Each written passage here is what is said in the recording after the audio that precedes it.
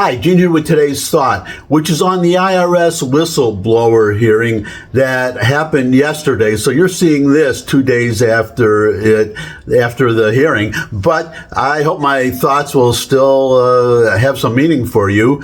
It was I watched the whole thing. That's one of my luxuries of working in a home office. I could watch the whole thing. And that's one of my complaints with the Republicans on not the substance of the hearing, but the scheduling of the hearing, because most people are at work. I happen to work in a home office, so I'm at home. I was able to watch the whole thing. All you're going to see on TV, if they even cover it at all, the mainstream media, are just little snippets that would be cherry-picked to possibly show a left-wing point of view and not give you the whole picture. So what they really ought to do, instead of, it was a 6-hour hearing from noon to about 6 o'clock, and it should have been, or 1 to 7, actually, I should say, Eastern Standard Time. I'm in Tennessee, so we're an hour behind. Anyways, the hearing was very interesting, but instead of this long 6-hour hearing, what they should have done, broken it up into 3 2-hour hearings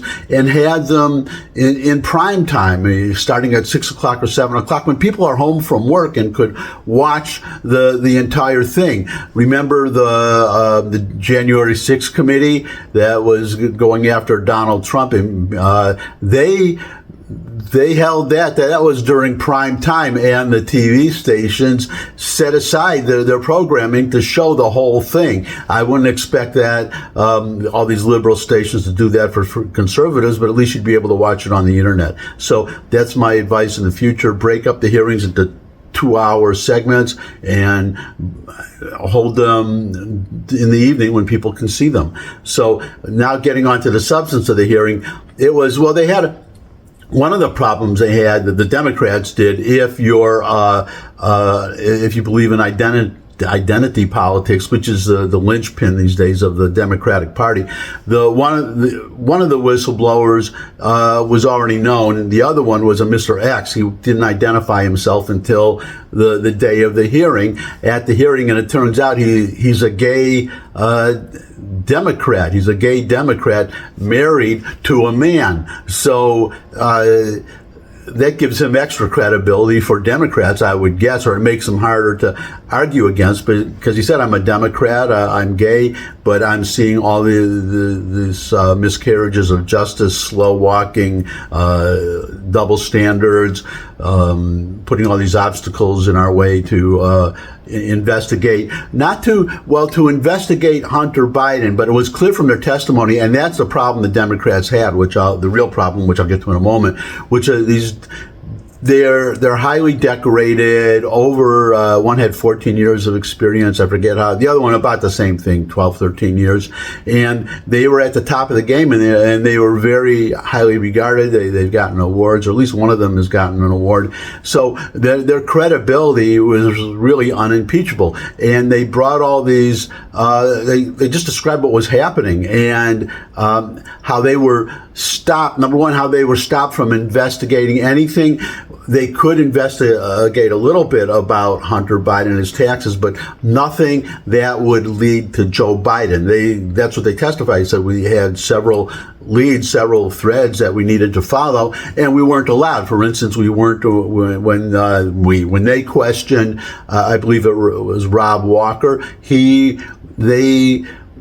They were specifically instructed, don't ask anything, even though there's an email that says 10% for the big guy. You can't ask anything about the big guy or about dad, meaning Joe Biden, Hunter's father. And it became very clear at the hearing that the whistleblowers, that they were pretty sure that the big guy is Joe Biden. I'm looking forward to, I hope we'll see this in public, in prime time, the testimony of Tony Bobulinski, who has submitted a sworn affidavit, has met with the FBI, and again, the FBI just stopped everything. They didn't proceed on what he told them. He is willing to testify before a grand jury, and he was never invited, but he was at a meeting where Joe Biden was there and discussing business with a company, I believe it's CEFC, connected with the Chinese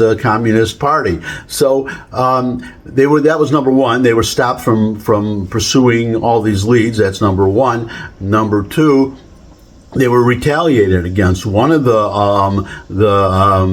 Ziegler, that's the one who was unidentified until the hearing, and he said that after he decided, well, first of all, he got an email, a letter from a superior telling him not to testify. So you have the IRS not wanting this information to get out, but he also mentioned that ever since he came forth as a whistleblower, that his superiors will not talk to him anymore. They won't talk to him, and they don't answer his emails. So it obviously makes it very hard for him to do his job, because he said that it requires constant consultation between him and his superiors, what he's doing, and I won't go into details, but that suddenly they wouldn't talk to him. They were being retaliated against, and Shapley, the other one, had the one whose identity we already know, had testified to similar treatment. But the problem for the Democrats is they couldn't, not one person, Democrat or Republican, I mean, you wouldn't expect this, I guess, from the Republicans, but not one Democrat challenged, refuted anything that these whistleblowers said. Instead, they brought up, they followed, this is the usual playbook that John Ratcliffe, former congressman and most recently director of national intelligence in the Trump administration, he said there's two strategies that they follow whenever they're caught with their hands in the cookie jar, or something they can't get out of, or a witness they can't refute. And the two are it's Trump's fault, or Trump did it too. And so they brought up Trump a lot, which has nothing to do with this. They and I would add a third.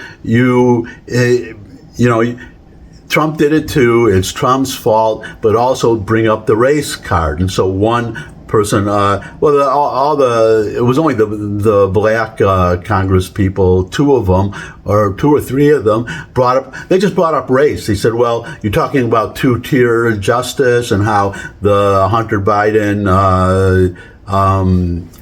inquiry by these IRS agents was slow walked, stymied, obstacles put in their path, look at all the black and brown people who are in jail. No mention of the statistics of, it's unfortunate, and it's because liberals of liberalism, and in my opinion, black people being mostly liberals, and the destruction of the black family. And